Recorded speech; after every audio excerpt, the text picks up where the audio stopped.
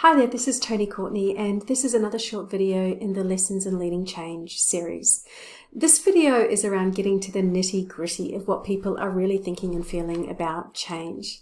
Now, leading change isn't easy, and if it was, some of the business case benefits would probably be realized sooner than what we're seeing across some change projects and some of the organizations for the change projects I'm hearing about.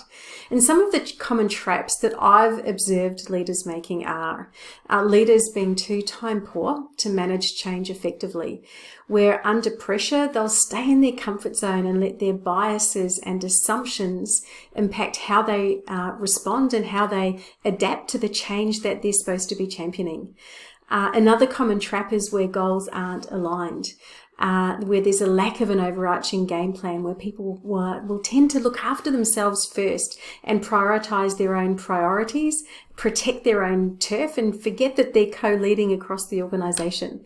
And another trap is leaders are struggling to adapt and lead people with fixed mindsets, where people are disengaged, where people aren't supportive of the change and are really resistant.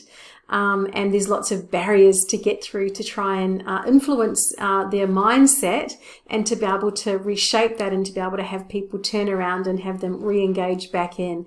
And often times leaders don't have the coaching toolkit that they need in these situations. And all of this together for some leaders means that for them it's easy to experience change as just more work. And when we're in that mode, it's easy to lose sight of how people are thinking and feeling about change.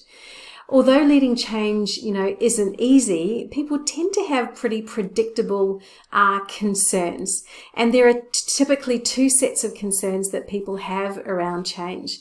So the first set of concerns are information concerns. What is the change? Why is it needed? What's wrong with the status quo?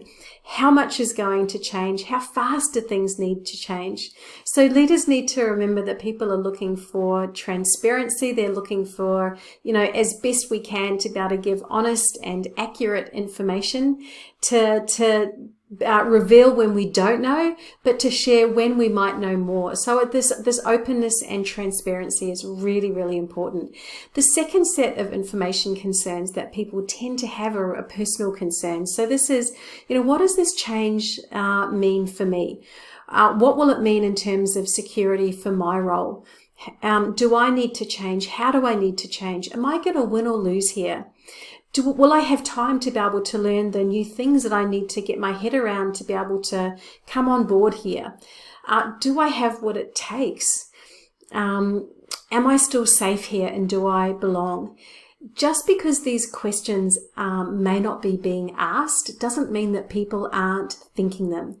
And in the context of change, it's normal and natural for people to be asking these types of personal concerns to themselves, if not, sharing them if the environment is open and safe enough for people to really reveal what they're thinking and feeling. And that's our role as a leader, to create the space and to create the environment to make it safe for people to share openly and vulnerably what's really going on for them.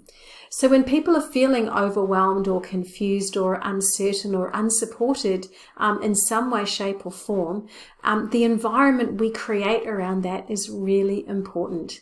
So it comes down to trust. It comes down to the level of, openness that's there for people to engage into and really start to begin to get their head around their change in a way that they can challenge their own thinking and really develop a mindset that's going to, help them and be really functional and resource for them and help them kind of conspire for their own success at work.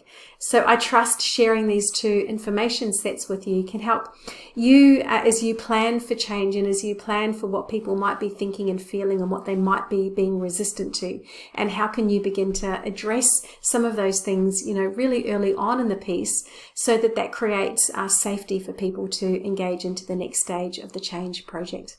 Hope this helps. Cheers.